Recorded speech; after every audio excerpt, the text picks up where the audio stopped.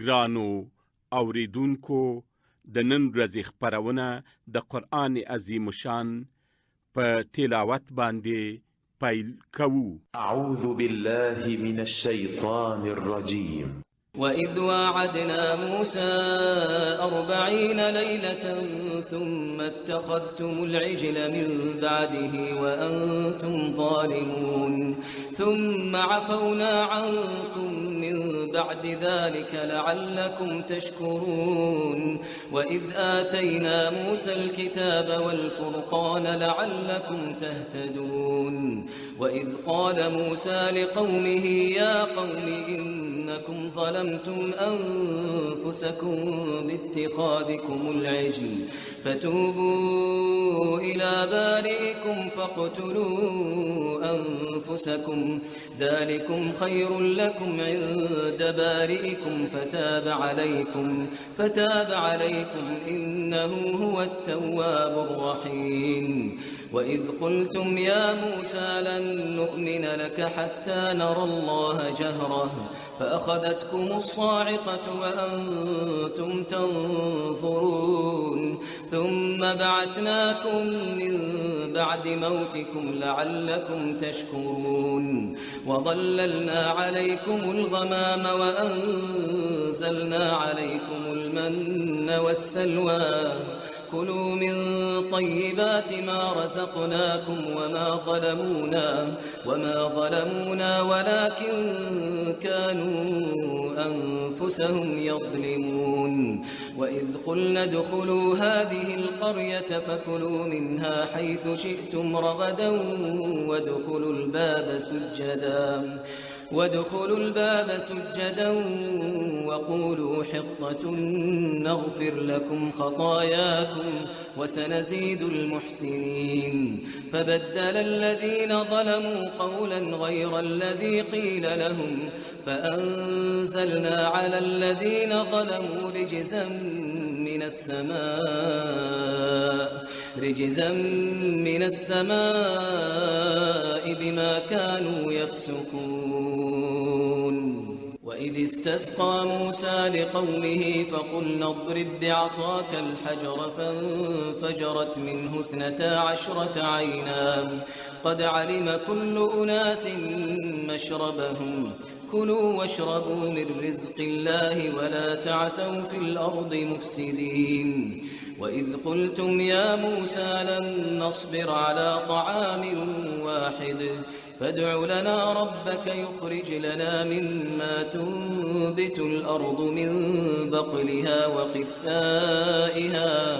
وقثائها وفومها وعدسها وبصلها قال أتستبدلون الذي هو أدنى بالذي هو خير اهبطوا مصرا فإن لكم ما سألتم وضربت عليهم الذلة والمسكنة وباءوا بغضب من الله ذلك بأنهم كانوا يكفرون بآيات الله ويقتلون النبيين بغير الحق ذلك بما عصوا وكانوا يعتدون.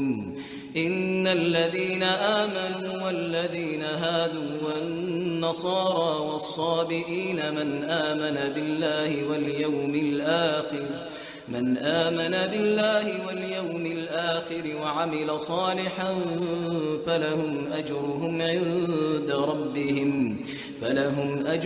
عند ربهم ولا خوف عليهم ولا هم يحزنون. وإذ أخذنا ميثاقكم ورفعنا فوقكم الطور خذوا ما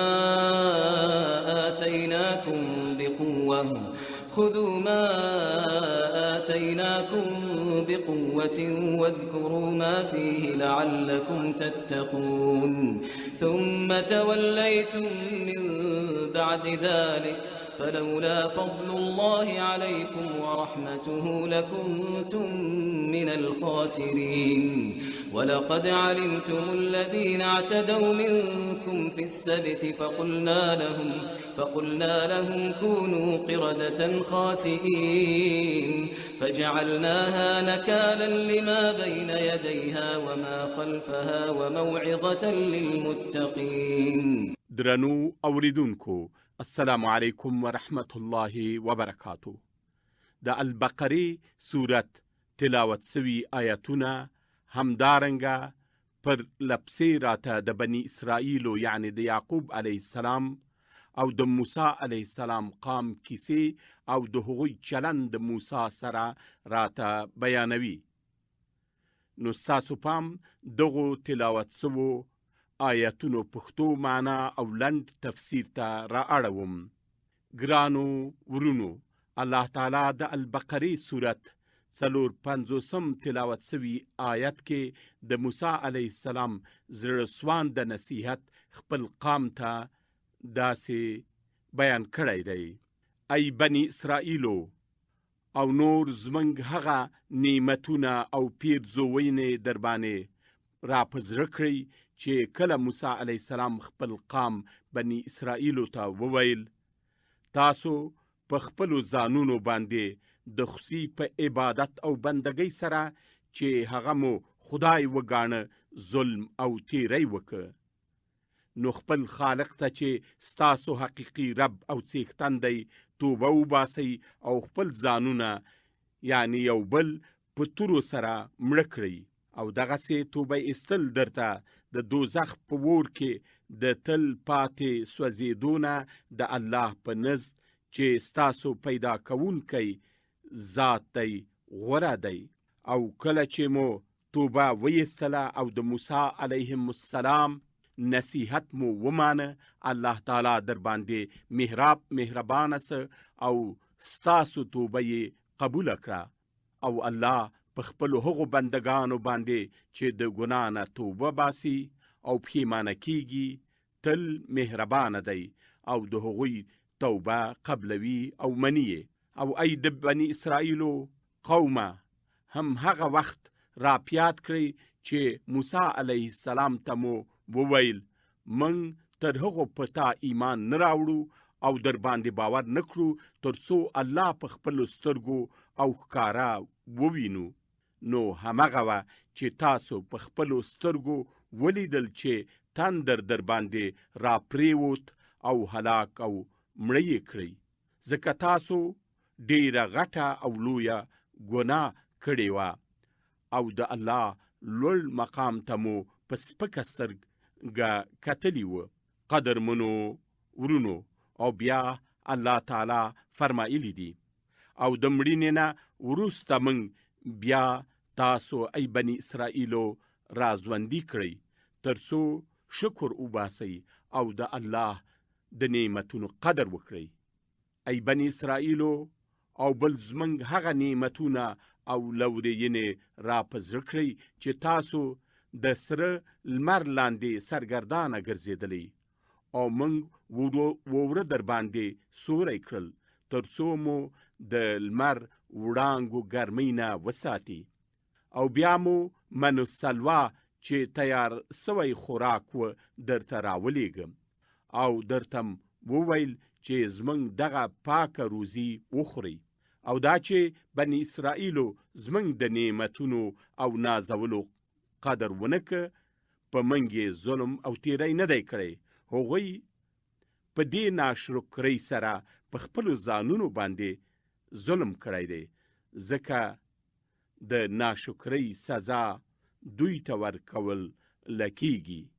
ای بنی اسرائیلو او بل زموږ هغه نعمت په تاسو باندې را پیاد کړئ چې درته مو وویل دغه کلي ته چې مراد بیت المقدس دی ننوځئ او هلته چې مو چای خوښیږي هغه ښه پریمانه وخورئ او په پوره تواضع او زارۍ سره چې سرونه مو ټیټ وي دې کلي ته ننوځئ او دعا وکړئ چې ای ربه زموږ ګناه وبخي او موږ ستاسو ګناه بخو، او چا چې ښه کارونه کړي دي هغوی ته لا ډیر ثواب ورکوو.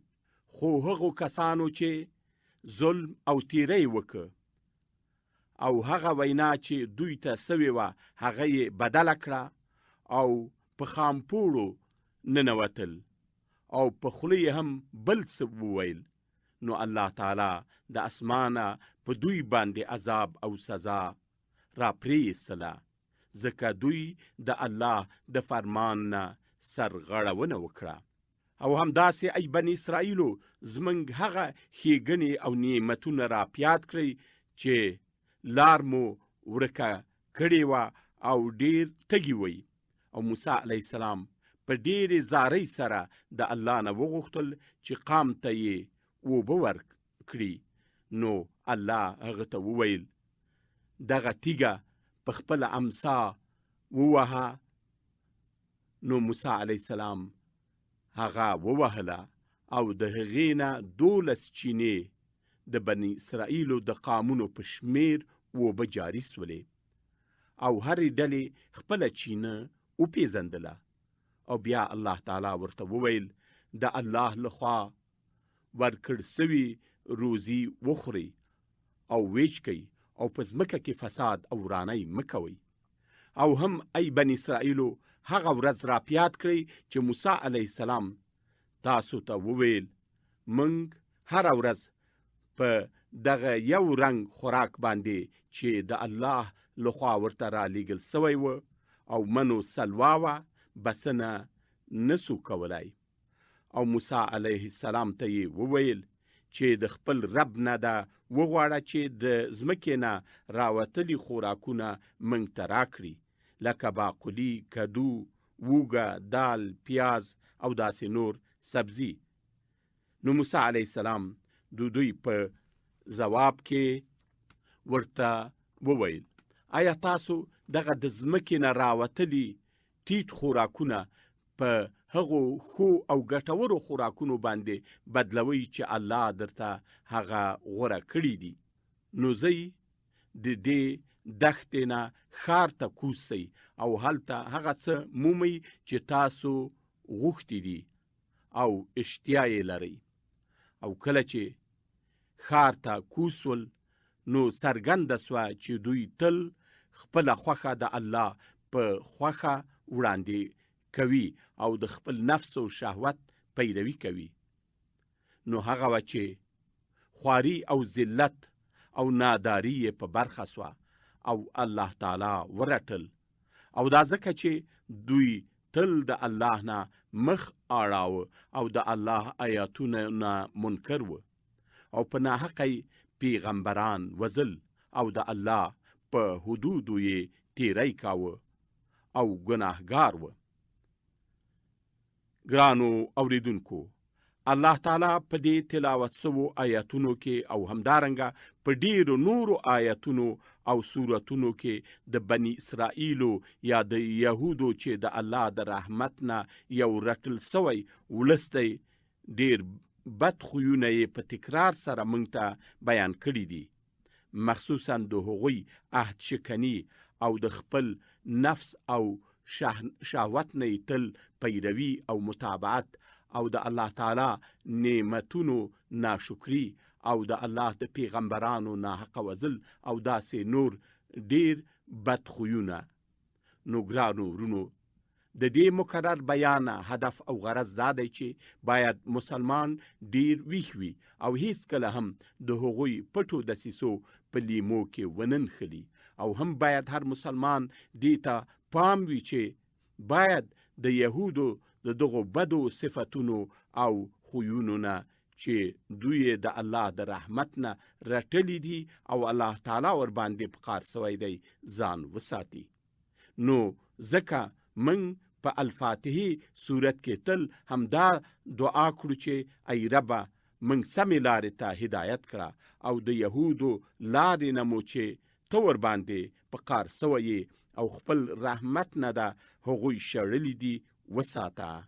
والسلام علیکم ورحمت الله وبرکاته.